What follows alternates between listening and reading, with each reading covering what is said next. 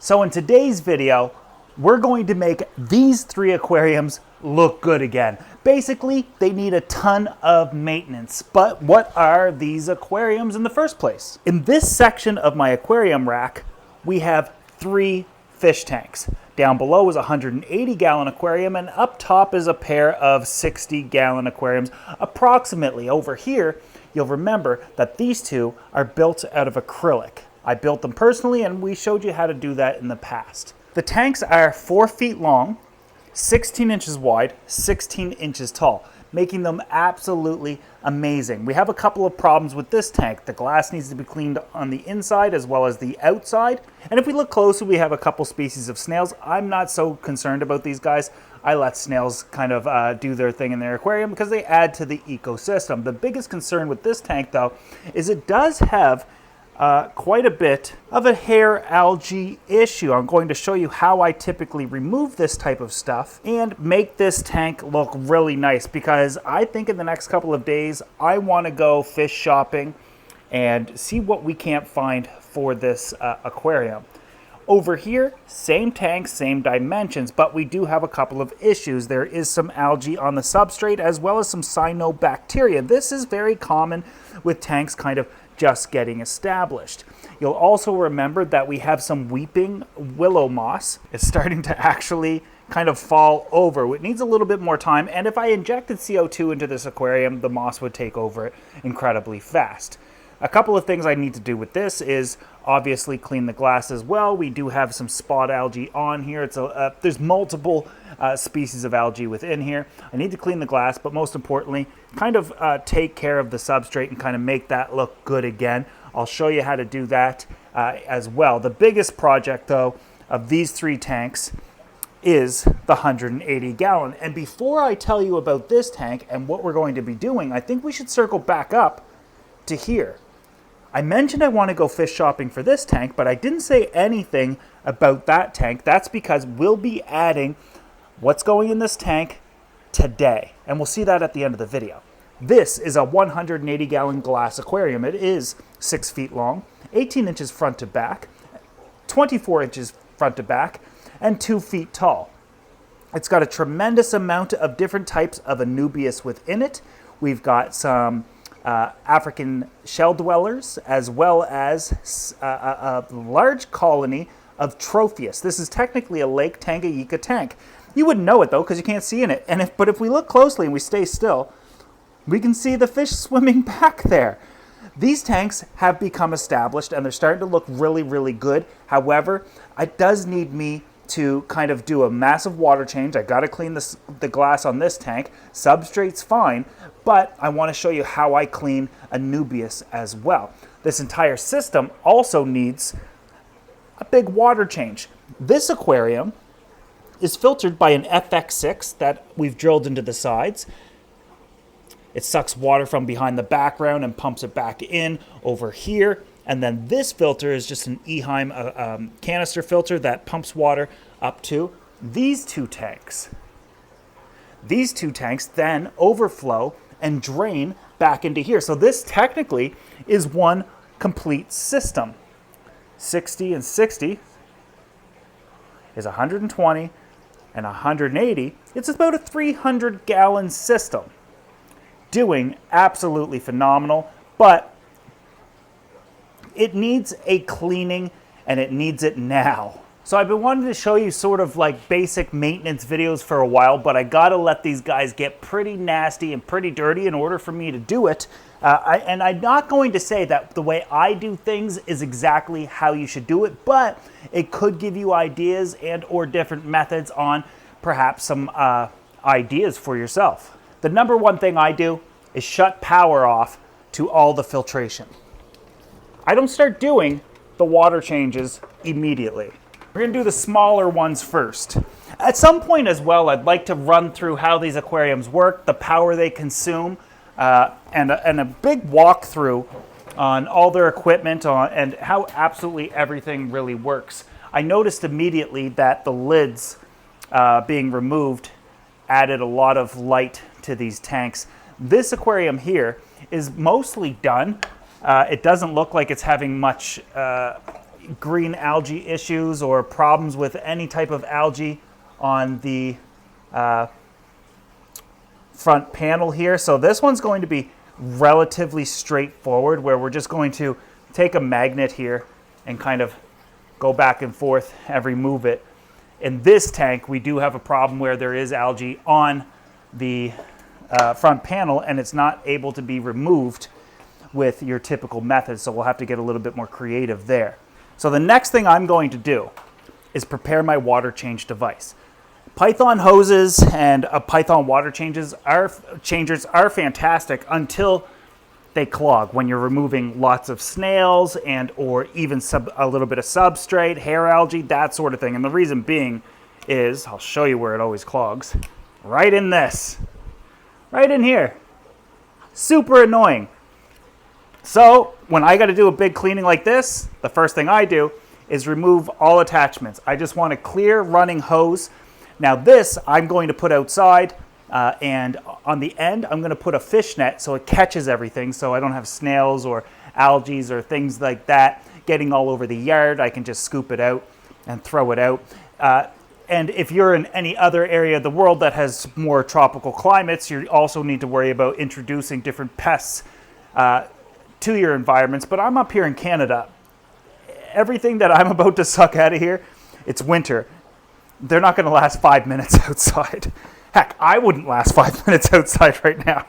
And then, of course, the other end, the classic end. Push the lights back as far as possible. This is going to be a little more difficult because the standing logs are there, and I don't want to knock them out or rip the silicone or ruin that they're sucked down with. But I'm going to fill the tube up. I'm going to raise it above the water level. You know, you just seen that it kind of sucked down. This is how you get your siphon started. Let's get it going again. But this time, before it gets to the bottom, I'm going to take this off. And now we can, as long as we're keeping this in the water, if we have to take it out, we could put our thumb over it. But now this is just a plastic tube. I'm going to remove some of the snails. I don't need this many in there. Just whatever I can see. I'm not going to make a big deal out of it.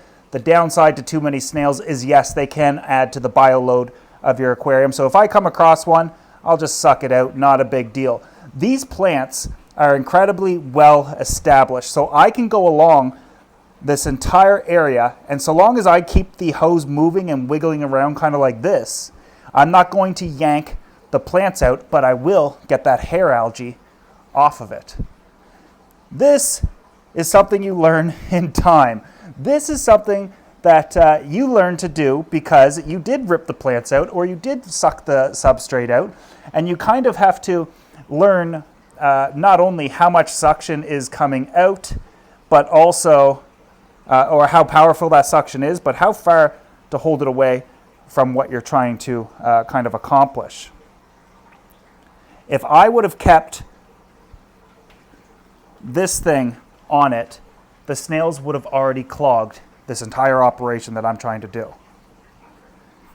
Now, I don't like to do massive deep cleanings all at once. I like to make things aesthetically nicer because a lot of the times your aquarium's going to balance itself out in due time anyways. However, there are types of algae that will suffocate your plants, like this hair algae here. Look at it go.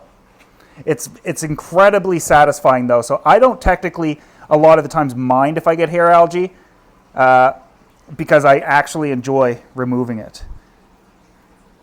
Makes me feel important. And while I'm doing this, I'm also performing my water change. You see, when I was cleaning the glass or making any adjustments, I might as well wait for the all of that mess that we've created to settle in the tank so I can manually remove it. If you don't take something out of your aquarium, it stays in there. Same as filtration. So imagine you have a filter and it's polishing your tank. Just because you don't see it in your aquarium doesn't mean it's not still in the system. It's in your filtration system. You'll still have to, kind of figure out your biological filter, whether you're using canister, etc., and how you're going to address that. For me, I don't really touch my canisters too much. But a lot of the times I know I've got to change the canister because, well, algae starts to take place. There's a couple of other things I want to do, and it has nothing to do with removing algae. There is something else I want to do to make this tank look better, though. I'm going to do that right now. My aquascaping scissors aren't anywhere as close by, so we'll just use these. I want to trim this dwarf sedge. I don't want it to be long like this all over the place. This is going to encourage new growth. And you can tell that the way it's all spreading, it's going to probably not grow to be that tall. This tank is relatively difficult to maintain though because of so many standing logs.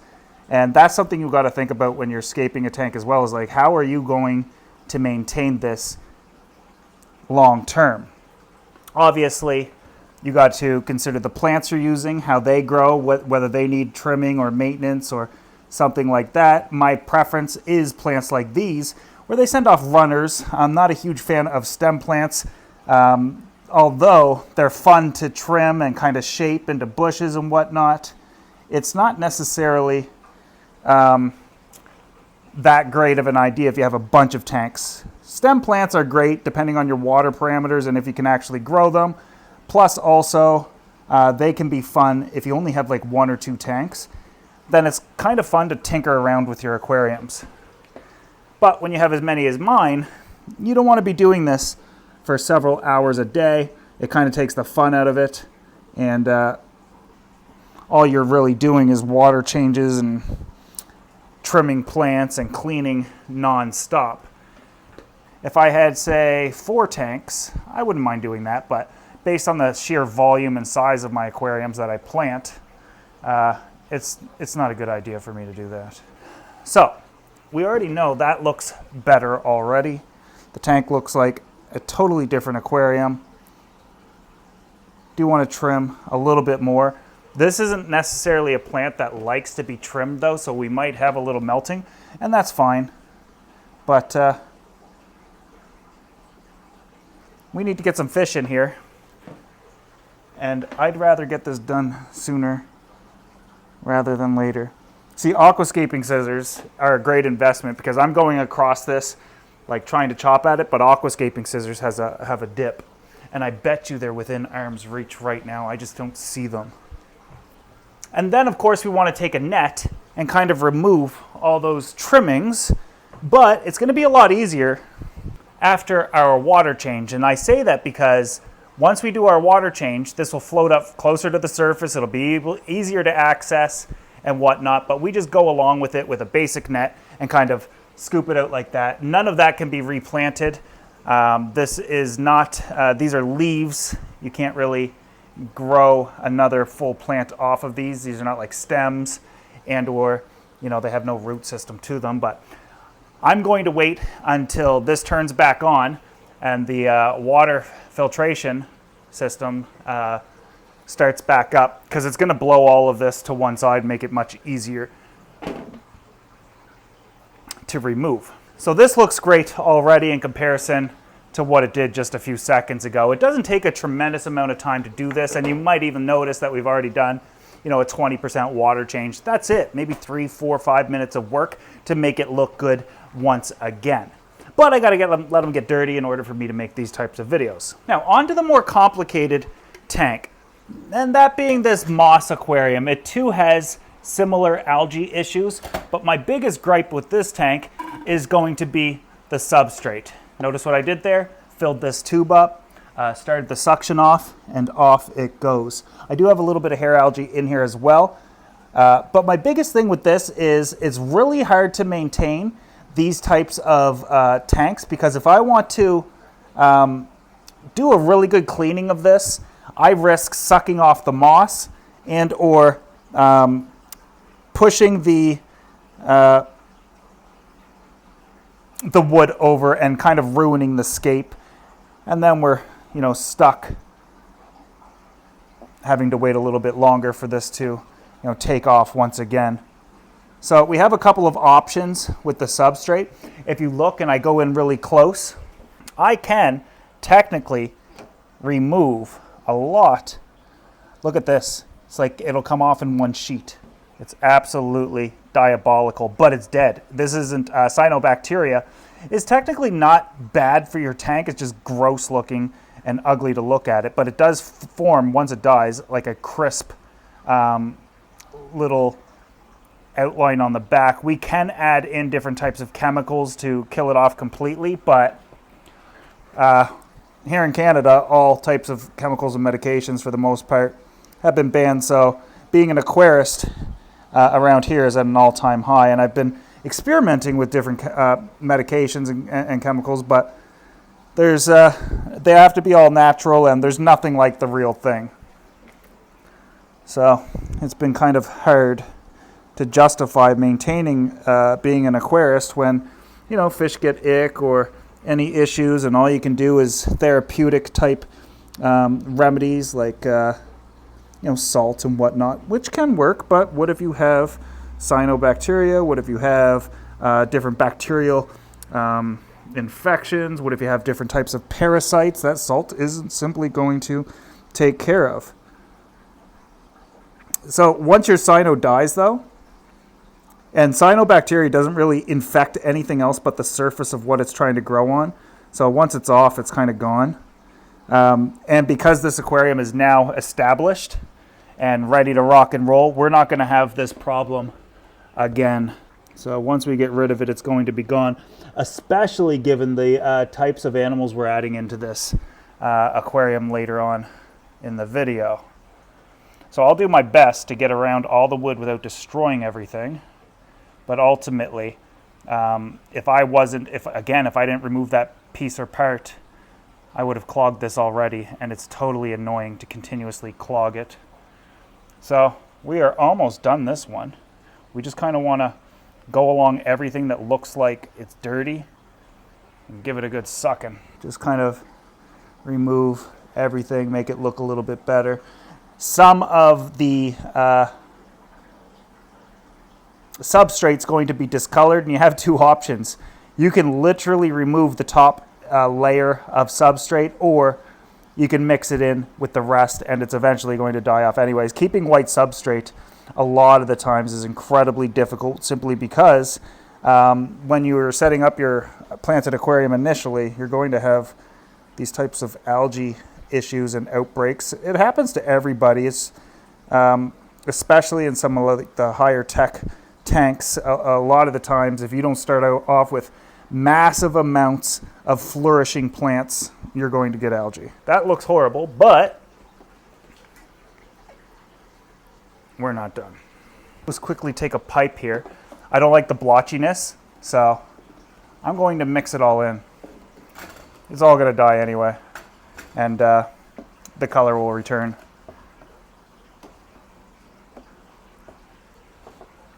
I guess I could be more meticulous and remove this, but for time-wise, I'm technically pretty a lazy aquarist, so I could remove everything and make it look absolutely beautiful, but that's goes against two things. One, I don't do that in my real life, and two, I'm far too lazy to do that, so I'm just not going to.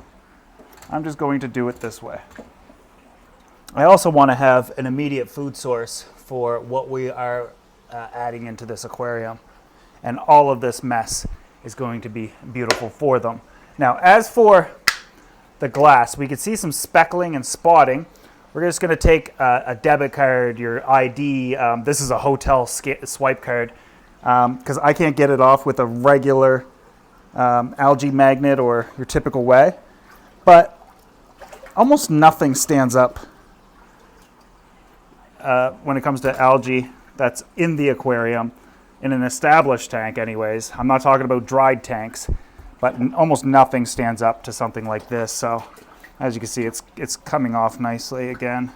Once again, this is a relatively satisfying thing to see. But again, because of the animals we're adding in here, I don't know if I want to remove it all. And what's interesting is this tank has no snails, but the tank right beside it, which is on the identical system, was chocked full of them. Why is that? I don't think they can get through the overflow strainer. There we have it. Now they both look relatively nice. Except here. I also like using debit cards because if I go sideways like this, I can get a really good edge. But if I got to go behind things, I can put it the lengthwise and get back there as well. So it always works out well for me.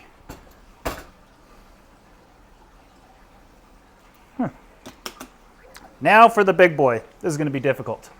Oh, I also don't bother with the back glass. I don't care. It's more natural looking anyway. And it doesn't get in all the tanks. Like if we look at this one, it's got it. But if we look at this one, it doesn't have it. And then we move on to the big boy. Remove the lids. These guys are actually on an automatic feeder. We have to wipe down those lids as well, but we won't do that on camera. It's basically just a face cloth or whatever I can come across and, you know, kind of wipe this off and get it clean just for more light penetration. And that's just wear and tear over time. So I have two options. I can run an algae scraper, but I can already feel it that most algae scrapers aren't going to be able to do much to this aquarium. So I'll bring out a big bad boy and see if we can't get a lot of this taken off. Again, lots remaining. I'm not even going to waste my time. Right back to a plastic card. All the way to the bottom. This tank is super simple to take care of and clean. I just need to do it. All of my tanks are super simple and easy to clean. Look at that. Now we can see in. Wait till we got to clean all this Anubias too. Oh, it's actually not that bad. So a lot of the times I'll take Anubias when it's dirty. We're going to get to that in a second. Because Anubias is such a slow-growing plant without CO2, as with most plants are, technically.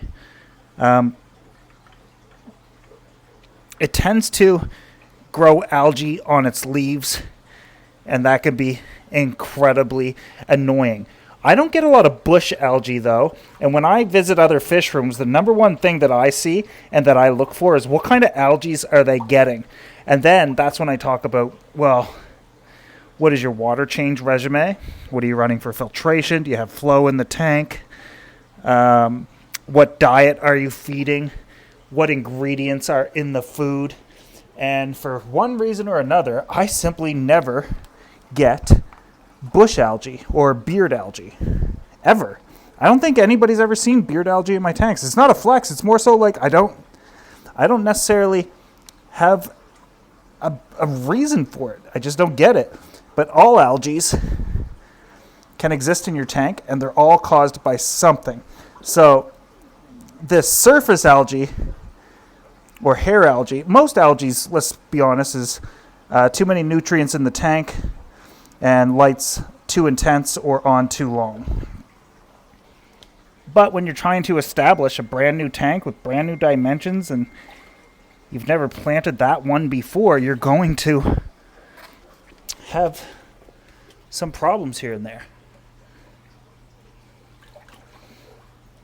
And because I like to do continuous testing, the tanks above had Fluval plant lights. This tank has shop lights.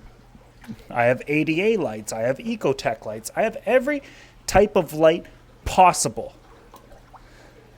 And each tank is facing the same issues, the same types of algae, the same types of problems. And it comes down to, you called it, the water that's coming out of my tap.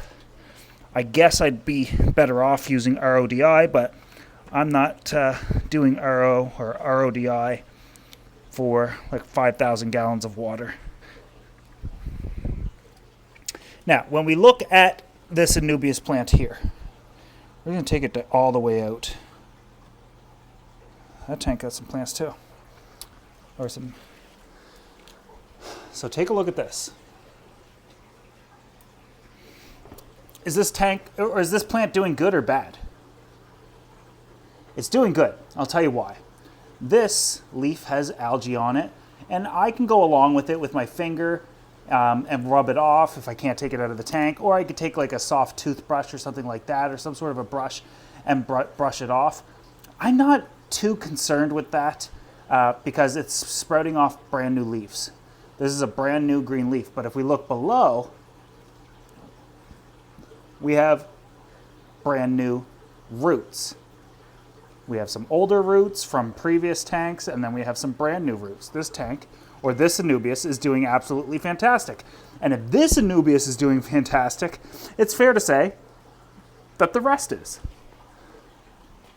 Except I don't want this one there anymore. I don't like it there. That was ugly. Why didn't anybody tell me? Also, I don't... Hey, look at all the shell dwellers. We have so many in here now. Okay. I'm just going to jam it back there in this rock. And it'll stay there, and it'll grow. So, when I do look at this Anubias, and it does look like it's got some algae on it, sometimes it's just detritus. Sometimes you could just wave your finger at it, or wave your hand at it,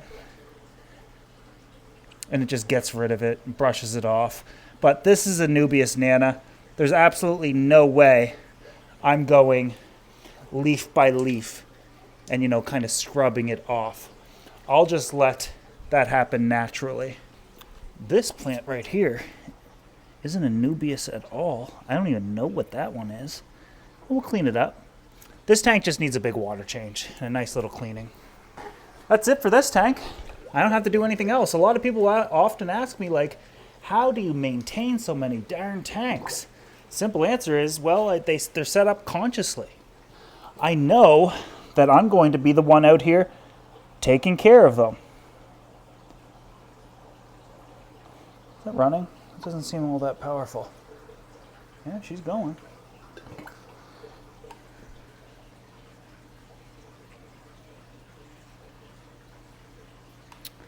Now, you might be worried that I'm going to suck up some African shell dwellers because they're so darn small. I'm just giving the surface a little suction here, cleaning it up. The benefit to having sand is that most uneaten food, detritus, that sort of thing just collects on top and we can easily remove it. But what I'm looking at, what I'm sucking up right now, or that I think is detritus, is just like snails. A lot of snails in here.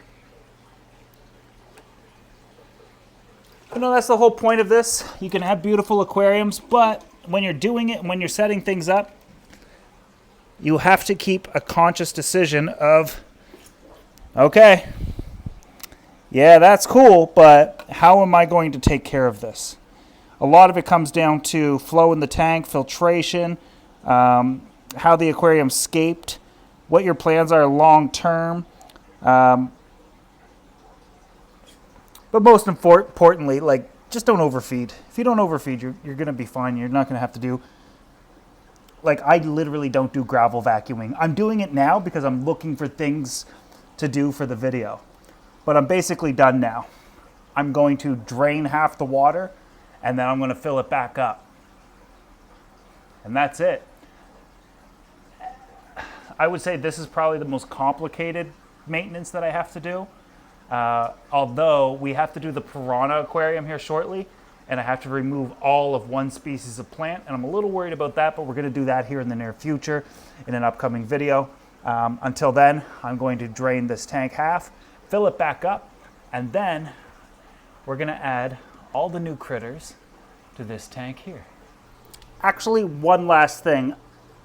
Doing a water change with a regular, 5/8 hose takes forever. I don't even do it this way. All of these systems here are on these big FX6 canister filters. And for these systems, I use the filters themselves to help me do my water changes. For everything else in all the big tanks, I drop in a big pump and it sucks the water out. I'm just trying to remove water. I don't care how it happens. I just want it to happen fast so I can start filling it so I can go about my day. So here's what I do.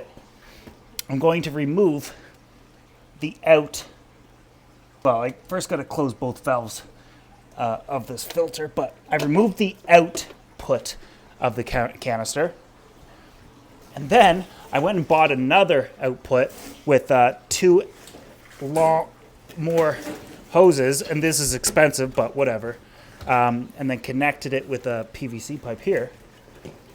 And now I can connect this, and I take the other end, put it in the bathtub, in your sink, wherever you want it. You typically do your water changes. Turn the valves back on, and plug the canister back in, and now what's happening is the canister filter is sucking water from the tank at 925 gallons per hour, probably closer to like 500, and pumping that water out as opposed to me waiting for gravity to do my water change for me. It's incredibly fast, saves me time, and helps me be lazy. So now the 180-gallon aquarium is filled back up, and it's looking a lot better. However, in comparison to the way it looked when we first set it up, it definitely shows that it's now becoming established. The background is now covered in algae. The tank looks far more natural and not necessarily as pristine and clean, and you kind of don't want that for your fish anyways, especially if they're going to be breeding. The Tropheus are out. There are plenty of them in here, as well as shell dwellers and whatnot. But this tank is just really fun and really cool to look at, and of course is only going to get better with time. The tank up here was really simple to clean. I didn't really have to do a whole lot, but I definitely need a school of fish that are colorful in here. I've always said I might do cardinals or neons. We've done that before. You know what I'm thinking? Maybe some red platies. I think that would be really cool. Plus, they're a live bear. Some of you are going to bring up the height of the water in these two, and this can actually be adjusted with the overflow in the back here by angling it at different angles, and I can raise it up, lower it, that sort of thing. But this actually was just set up, and I never adjusted the water height. It wasn't just set up, but I never adjusted the water height yet. We've definitely have to get to that at some point. As for the fish that we're adding to this aquarium today, technically I already did, and there's 150 in here. What would be the perfect tank, or the perfect fish, I should say, or animal, that would look really cool in here? We would just need a lot of them. Well, remember the tanks that were all up here? They were all the shrimp tanks? Well, they're all down here now. Last night, Tamara came in and started taking out all the shrimp, collecting them, and then dumped them all into their new aquarium. And I think that was an amazing and awesome idea. We added in 100 laser yellows, or yellow lasers, shrimp, and 50 of blue dreams. But the problem is, most of them, if not all of them, are babies. Really, really small. So you got to really look in the tank. I can see them everywhere in the aquarium, but it kind of just looks like specks on camera for right now. But that is a good thing, because these guys are going to have a longer lifespan in here. Plus, they'll breed as well and will produce more and more and more. And this tank, I bet you, in a month is just going to be absolutely overrun with shrimp and be completely pristine. This is why I didn't want to clean this tank too well. Look at the background here. And algae everywhere. I didn't want to do too big of a job. Meanwhile, this one doesn't have any algae on it, because I need to have food for these shrimp. I did sprinkle in a little bit of flakes and whatnot just to kind of supplement their diet, but these guys are literally everywhere, and that's one of the best parts of a shrimp tank, is they are incredibly rewarding. We did start off originally with only 20 shrimp and now have 150. Originally, we paid $7.99 per shrimp. However, because I bought 10 at a time, I only paid $50 for each pack, meaning I paid $100 plus tax, 15%. So around $115 for all the shrimp in here, and now we have around $1,400 worth of shrimp. So it's also like a little side money hustle if you ever wanted to make a couple extra bucks to help pay for your hobby and whatnot. For me, I just want more and more and more shrimp, because shrimp tanks are one of my first aquariums that I ever had in the hobby many, many years ago. Look how lush this is, and we're doing it with no CO2 and really basic lighting. These are just flue valve lights, old style, and they're kind of burning out right now. But for the most part, I just left this alone and I never touched it. It didn't do well at first, but now it's starting to grow. And the plants are doing really well. Over time, hopefully, the back, unless the shrimp clean it completely, I want the back to be all algae as well. And for the moss to grow in a little bit denser and a little bit thicker and do really well too. It's gonna look awesome. It's probably one of my favorite tanks that I have, although it's so simple and there's not a lot going on in it because there's a bunch of micro shrimp. But this is a tank that, give it a little bit more time, it's going to look better and better and better. Obviously, the Tropheus tank is absolutely amazing as well. Just completely gorgeous, phenomenal. I do have a lot more plants I can add into it. This tank, another 2 to 3 months before it actually looks good. However, there was a ton of plants in all of these shrimp tanks. For the time being, I dropped them in the electric eels tank. See, we've got a bunch of Anubias here. There's more Anubias and different types of plants that kind of we just taken out. Oh, there's the eel over there. I've never seen them on that side. But then this, I don't know what kind of plant this is. It reminds me of, I actually know what it is because I bought it, but I forget what it is. It came in a 10 pack of some sort, and it reminds me of like a saltwater algae. Super cool and doing really well. It's not going to stay in here. I know this stuff all looks kind of ugly, just kind of floating up like that. Eel looks super cool in the ferns, in the valve though. But what I'm going to do, I'm going to take this all out probably tonight at some point and chuck it up into one of these tanks, because over here we've got a bunch of valve that we already taken out of the electric eels tank and put it there. But that's it. We now have this tank as a shrimp tank. I don't know if I'll end up adding fish to it. I think I'm just going to let it literally get overwhelmed with neocardinia shrimp. And I do know what you're thinking. Why would you mix shrimp? It's just going to end up with a bunch of brown shrimp. I don't care. I'm not like a purist when it comes to shrimp. I just want a bunch of shrimp because they're super cool. Plus, I'm colorblind anyways, and I don't really see close up anymore. So I just want a bunch of shrimp as opposed to a bunch of colors. And who knows? We do have more yellows than we do blues, so maybe they will kind of, breed together. And again, if you look throughout the tank, and if I just stayed still for a few seconds, you'd probably be able to, like, I see them everywhere, like little movements. And it's the perfect height to look at them and have fun with them. And eventually, once they start putting on some more size, I'll drop food probably in one of the openings, and then they'll just kind of, all go at it at the same time, and we can really engage how many's in there. Look at that yellow back there. I don't even know if you guys can see it, but yeah. All right, well, believe me, there's tons of shrimp in there. There's 150. Tamara was counting them. Look at them all on this stick here, like climbing it. Yeah, Tamara was counting them as she was netting them. We did have more, but I think the adults kind of just aged out, and we probably only have 4 or 5, maybe upwards of 10 adults in here. Because she has had the shrimp for a couple years now and whatnot. So, anyways, that's it for today's video. That's how I kind of maintain these 3. The next tank I got to do is the piranha tank. All of the plants got to come out besides the ones that it originally started, which is these green stem ones. They're super cool looking, but they got to come out or it's going to end up like the 700. Look, I never changed the camera settings or anything. It's just dark. Can't see the fish. It's too dark in there. They can't find the food. It's just crazy amount of plants in here. This got to be done as well. And I probably got to do that in the next couple of days. Let me know how you would do this. And there's a downside. Once I yank out all these plants, there could be an influx of nutrients in the tank and or, a spike in ammonia, that sort of thing. Doubtful, but we'll see. Anyways, that's it for today's video. Hope you enjoyed it. I'll see you in the next one.